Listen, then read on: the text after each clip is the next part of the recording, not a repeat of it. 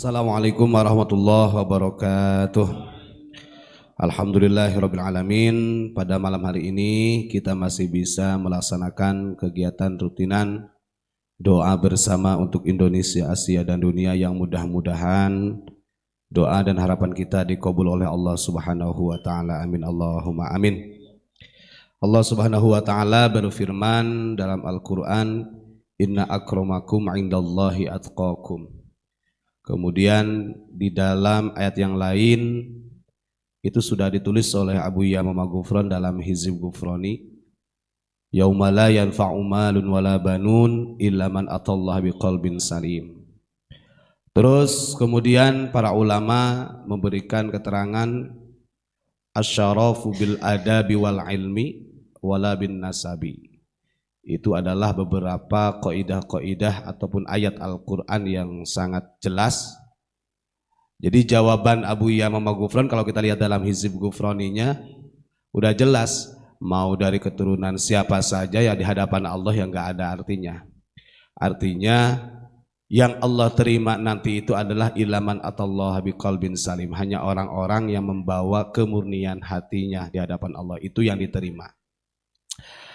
Baik para hadirin, para jamaah yang dimuliakan Allah Subhanahu wa taala, tadi sudah panjang lebar disampaikan oleh Ustaz Imron dari pertanyaan Kang Junaid mengenai tentang nasab. Kenapa tadi saya bacakan ayat-ayat Al-Qur'an itu? Karena itu sudah nas dalam Al-Qur'an. Satu, orang yang paling mulia di sisi Allah itu adalah diukur dari ketakwaannya. Inna akramakum 'indallahi atqakum.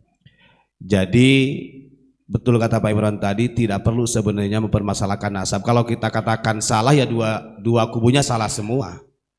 Karena memang tidak ada yang berpikir bagaimana nasib bangsa Indonesia, bahkan tadi disinggung oleh Pak Imran, ada nggak yang memperhatikan veteran?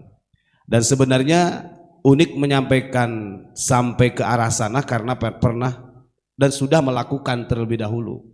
Beberapa kali acara-acara Abu Yamamah Ghufran itu selalu mengumpulkan veteran-veteran yang ada di Indonesia.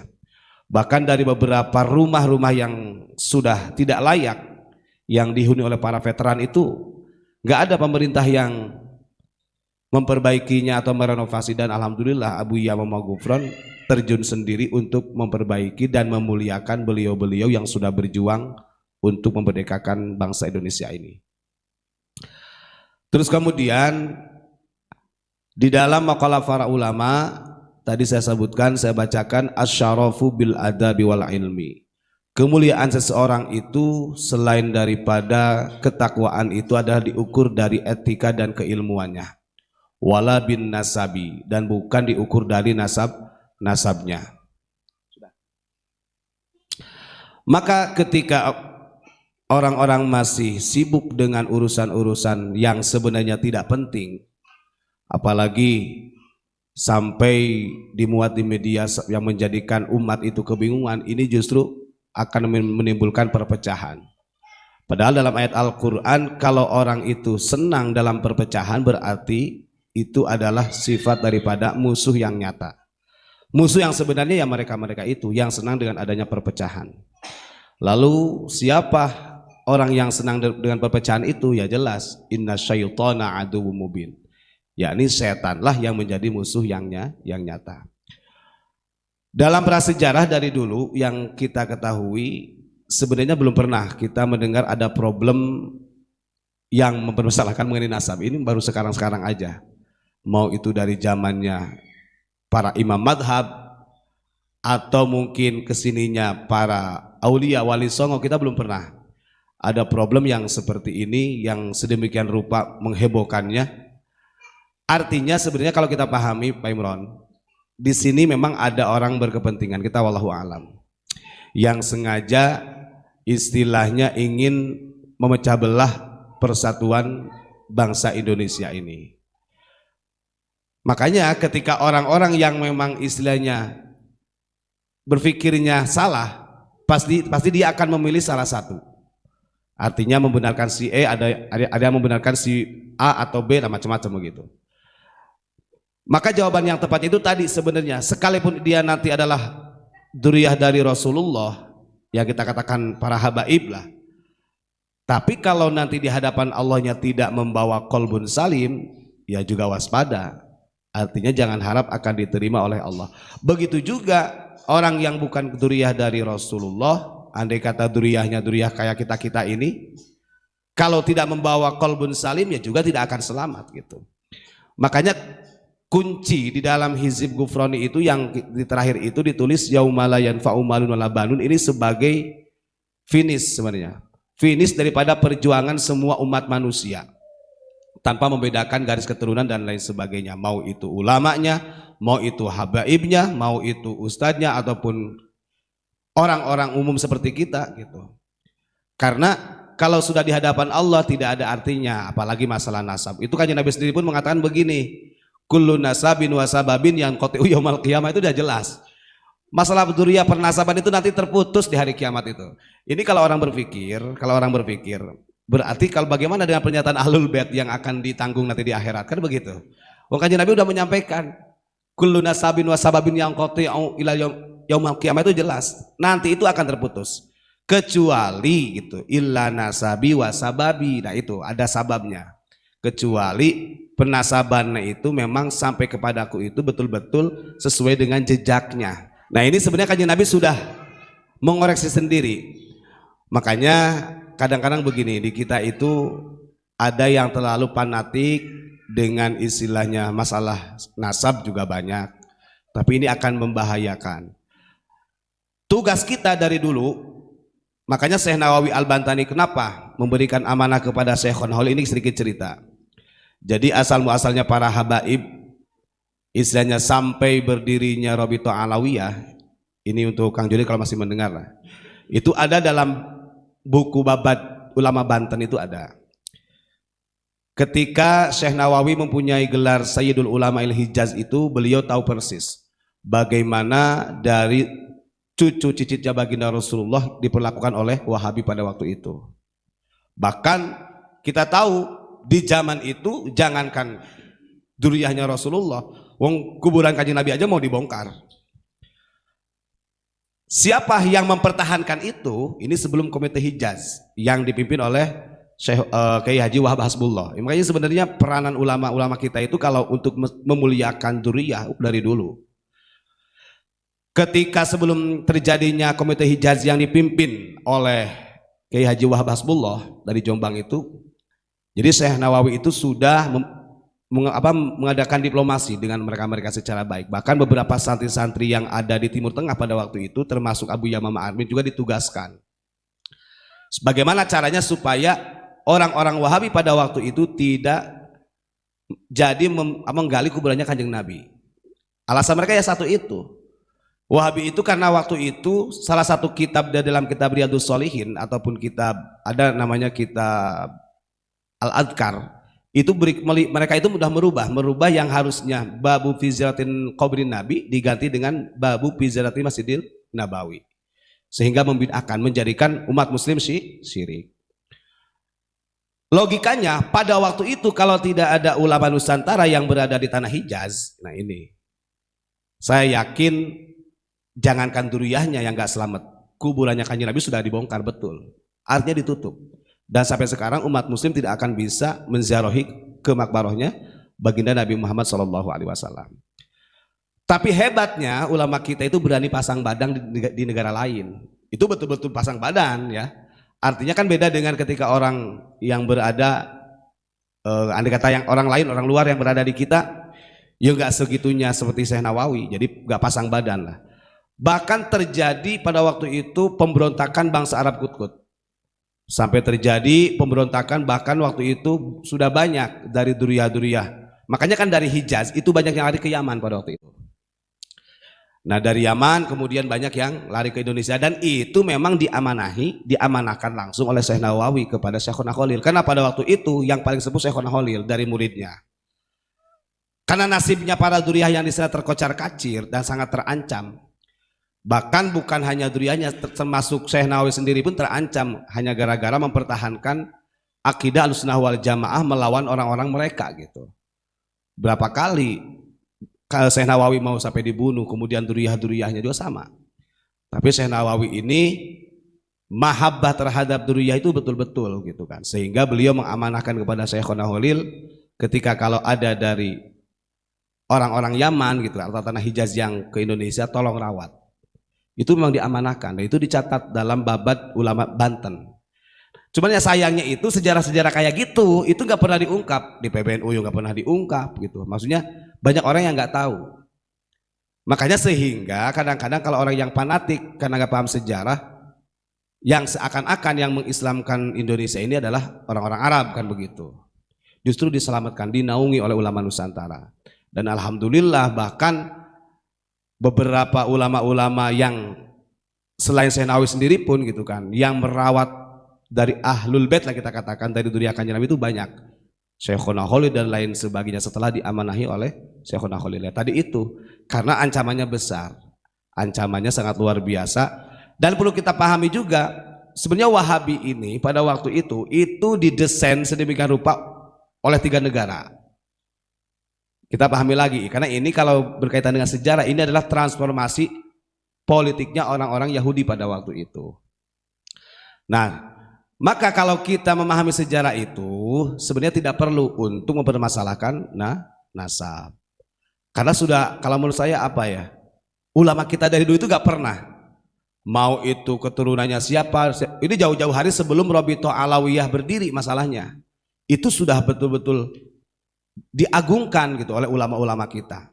Diselamatkan daripada kamu nanti di tanah Hijaz kemudian di Yaman ini terporak-porandakan oleh orang-orang Wahabi pada waktu itu, sudahlah diberi akseslah oleh Syekh Nawawi melalui Syekhona Khalil. Nah ini sebenarnya yang jarang diungkap oleh umum. Makanya kalau orang yang fanatik pastilah ngomongnya Indonesia itu apa, jadi Islamnya itu dari siapa kalau bukan dari saudagar-saudagar Arab, itu pasti seperti itu. Nah ini naudzubillah min dzalik ya, kalau ada pemahaman kayak gitu.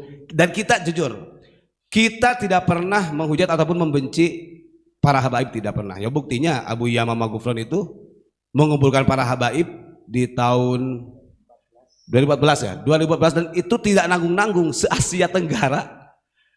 Artinya bukti memuliakan. Dan terakhir dari saya ini satu lagi. Ciri khas kalau memang Ahlul Bait, mereka itu adalah hum amanul ardi faddakiri. Itu ditulis di dalam Al-Barjanji ataupun dalam Salawat Tiba. Jadi Ahlul Baitul Mustafa Tuhuri, keluarga Nabi Muhammad yang disucikan oleh Allah itu adalah hum amanun ardi faddakiri. Mereka itu yang selalu memberikan keamanan, kedamaian di muka bumi ini. Itu sudah menjadi kunci paste. Maka kalau siapapun itu mau dikatakan Ahlul Bait ataupun orang lain, orang biasa, kalau tidak mampu memberikan keamanan di muka bumi, malah justru membuat perpecahan, wah berarti ini jauh dari ajaran Kanjeng Nabi Muhammad Sallallahu Alaihi Wasallam. Naudzubillahi min dzalik ya. Nah mungkin itu saja Pak Imron. Yang jelas problem seperti ini dari dulu belum pernah ada memang. Ya sekarang inilah dan hebatnya lagi di Indonesia juga. Di Indonesia juga ramainya. Nggak tahu nih di belakang ini ada sesuatu apa. Mungkin secara analisa Pak Imron bisa menggambarkan ada apa sebenarnya, ada kepentingan apa gitu. Monggo Pak Imron. Alhamdulillah Rabbil Alamin. Karena diakui oleh dunia, Islam terbesar ya di Indonesia, dan memuliakan orang alim, itu kunci yang kedua. Jadi ini tadi kok ada yang komen jual nasab untuk cari nasib, kayaknya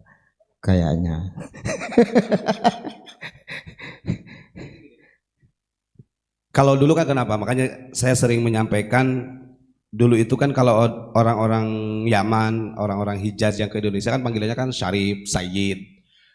Kalau di Surabaya itu ada yang dipanggil Yi kan begitu.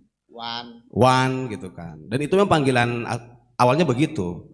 Cuman ketika memang setelah ada istilah panggilan habaib itu mungkin jadi orang sehingga, dan sebenarnya itu adalah panggilan kasih sayang sebenarnya Pak. Bukan panggilan khusus loh. Bukan. Nah ini ada asumsi yang memang apa yang namanya itu, orang yang salah, pemahamannya salah. Nah penggurian mas. Gitu Pak Imran, monggo. Ya kalau secara arti kan habaib sama dengan satu kalimat muhibbin, pecinta. Ya.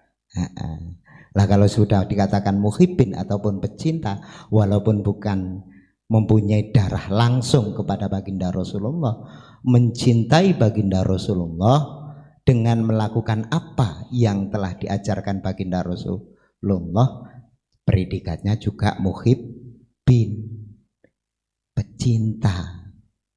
Nah, kenapa sih kok diberikan istilah itu? Karena pada tingkatan yang paling tinggi adalah pecinta. Tingkatan cinta itu paling kelas nomor wahid. Bahkan hukum pun nggak berlaku. Tanya anak muda yang sedang bercinta, sayang, dunia ini milik kita berdua, yang lain anggap kontrak. Ngene katanya diproses pecinta. Ini Pak Imron, saya boleh menceritakan lagi tentang sejarah Syekh Nawawi dengan Habib Utsman bin Yahya yang membuat bikin Masjid Pokojan itu kan. Nah ini perlu kita sampaikan. Ini kita lihat di zaman itu yang pada waktu Syekh Nawawi masih umur 15 tahun gitu kan. Nah terus Habib Utsman bin Yahya ini sebagai muftinya Batavia, udah sepuh pada waktu itu. Dia bikin masjid di Jakarta di Pekojan itu. Nah ketika Syekh Nawawi Al-Bantani lewat secara sir gitu kan, secara kasab Allah mungkin mengilhami lah, memberitahu kepada Syekh Nawawi bahwa arah kiblatnya itu salah. Arah kiblatnya salah. Akhirnya beliau melaksanakan sholat asar di situ. Setelah sholat asar kebetulan Habib Utsman bin Yahya itu ada. Nah tetap masih menggunakan etika Syekh Nawawi, artinya mohon maaf atau Syekh atau Pak Habib mungkin ya. Yang saya ketahui ini kayaknya gitu, arah kiblat yang jenengan bikin itu salah. Tapi pada waktu itu Habib Utsman bin Yahya sempat ngengkel juga. Bahkan terjadi mujadalah, perdebatan ilmiah mengenai tentang arah kiblat. Ya satu mungkin, masa saya kok disalahkan sama anak kecil yang baru umur 15 tahun. Satu itu. Yang kedua, kedudukannya juga Syekh Nawawi belum jadi apa-apa. Sementara dia sudah menjadi mufti Batavia pada waktu itu. Akhirnya karena terjadi perdebatan-perdebatan secara ilmiah, nggak ada yang menang, nggak ada yang kalah mungkin, ya akhirnya jalan-jalan terakhirnya Syekh Nawawi menggandeng tangannya Habib Utsman bin Yahya. Ini semua kuat ini. Kalau buat kita supaya betul-betul mampu membanggakan ulama Nusantara. Terus kemudian setelah itu digandeng tangannya Habib Utsman ini, sambil ditunjukin tangannya itu ke arah kiblat yang dituju oleh Syekh Nawawi. Kalau Habaib, kalau Pak Habib ini tidak percaya, monggo lihat di sana. Itu arah kiblat yang benar. Dan delalahnya itu dengan wasilah Syekh Nawawi menggandeng tangannya, itu Allah bukakan, terlihat Ka'bah itu. Sehingga di situ baru menyadari, Habib Utsman bin Yahya ini menyadari ternyata yang dikatakan anak kecil yang berumur 15 tahun ini betul. Pada waktu itu juga dibongkar. Artinya arah kiblatnya dibetulkan. Maka kalau ada orang yang berjamaah di sana, kan orang tahunya itu kan memang dibikin oleh Habib Utsman bin Yahya. Tapi yang membenarkan arah kiblatnya Syekh Nawawi, yakni ulama kita. Bahkan pada waktu itu juga yang Syekh Nawawi masih umur 15 tahun, Habib Utsman bin Yahya itu mau sempat mencium tangan. Tapi Syekh Nawawi tetap beliau memuliakan yang masih dzurriyyah Kanjeng Nabi, tidak mau dicium tangan. Yang pada akhirnya dirangkullah erat-erat oleh Habib Utsman bin Yahya. Artinya tanda terima kasih dan bangganya kepada Syekh Nawawi sudah memberikan keterangan tentang kiblat yang salah tersebut. Artinya mengakui gitu. Nah, sejarah ini sebenarnya bisa kita ambil ibrah, bisa kita ambil pembelajaran gitu. Betapa hebatnya ulama kita yang seumuran masih 15 tahun secara kasabnya gitu, melawan keilmuannya yang sudah sepuh. Kalau kita lihat secara nasab, kalau betul ya itu darah Kanjeng Nabi, sementara Syekh Nawawi ibaratnya walaupun ada dzurriyyah ke Kanjeng Nabi masih jauh, bahasanya kan begitu. Tapi itu membuktikan sesuai dengan yang disampaikan ulama tadi, kemuliaan seseorang di hadapan Allah itu bukan karena nasabnya, tapi bil ilmi wal adab, karena keilmuan dan etikanya. Maka yang terpenting kita tetap harus bangga menjadi orang Nusantara dan jangan sampai fanatik kita gitu, istilahnya mengurangi mahabbahnya kepada ulama-ulama yang ada di Nusantara kita. Karena yang memperjuangkan pesantren, dunia pendidikan, kutubul qadimiyah yang melestarikan kitab-kitab kuning nggak ada lagi. Ulama-ulama kita. Di era Syekh Nawawi nggak ada pesantren-pesantren pengasuhnya itu dari golongan mereka, nggak ada. Baru-baru kesini-kesininya aja. Nah kesini-kesininya baru ada pesantren-pesantren yang pimpinannya memang dari golongan mereka. Nah itu saja Pak Imran saya tambahkan mengenai sejarahnya Syekh Nawawi.